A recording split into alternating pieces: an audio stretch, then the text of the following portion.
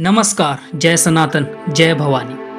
आज से हम एक न्यू सीरीज शुरू करने जा रहे हैं जिसमें हम मेवाड़ और वहाँ के महाराणाओं के बारे में जानेंगे, वो भी तथ्यों के साथ। बहुत से लोगों को शायद यह पता नहीं होगा कि मेवाड़ और वहाँ के महाराणा कैसे अस्तित्व में आए। इस सीरीज में हम हर महाराणा के बारे में डिटेल में जानेंगे, जिन्होंने पहले अरबों को, फिर सुल्तानों को, फिर मुगलों को लोहे के चने चबवा डाले। यह सीरीज बहुत ही नॉलेजेबल होने वाली है, क्योंकि यह सीरीज हमें बताएगी हर महाराणा के जीवन और राणा सांगा, राणा प्रताप के पुरखों के बारे में, जिन्होंने 1500 सालों तक मल्लेच्छों से सीधी टक्कर ली।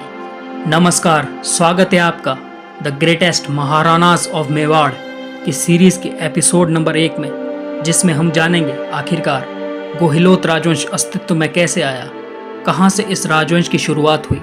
अगर वीडियो पसंद आए तो लाइक और कमेंट कर चैनल को सब्सक्राइब करें और इस सीरीज को प्यार दें। गोहिलोत वंश का संबंध मैत्रक वंश से माना जाता है, जो 6वीं शताब्दी के आसपास वल्लभीपुर, जो आज के गुजरात में स्थित है, वहां शासन करते थे। उस वंश के राजा शिलादित्य, जो मैत्रक वंश के आखिरी शासक थे, गोहिलोत वंश वहीं से अस्तित्व में आया। कर्नल टॉड के अनुसार राजा कनकसेन से 8वीं पीढ़ी में शिलादित्य नामक राजा हुआ करते थे। उन्हीं के शासनकाल में मल्लेच्छों ने वल्लभीपुर पर आक्रमण कर उसे नष्ट किया। राजा शिलादित्य ने पूरी शक्ति के साथ युद्ध किया, परंतु मल्लेच्छ संख्या में अधिक होने के कारण वे युद्ध में वीर गति को प्राप्त हो गए। उनकी कई रानियां थीं।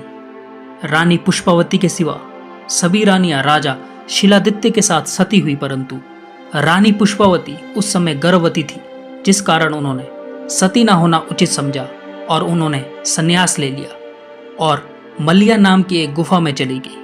उसी गुफा में उन्होंने एक पुत्र को जन्म दिया। उन्होंने अपने पुत्र को कमलावती ब्राह्मणी को सौंपा और खुद सती होने का फैसला किया। चिता पर बैठने से पहले रानी पुष्पावती ने कमलावती से यह कहा कि इसे शिक्षा देकर और बड़े होने पर इसका विवाह किसी राजपूत कन्या से कर देना। बालक गुफा में पैदा हुआ था, इसलिए उसका नाम गुहा रखा गया। गुहा बचपन से ही चंचल स्वभाव के थे। वे ब्राह्मणों के साथ ना रहकर भीलों के साथ रहते और जंगलों में घूमकर शिकार करते।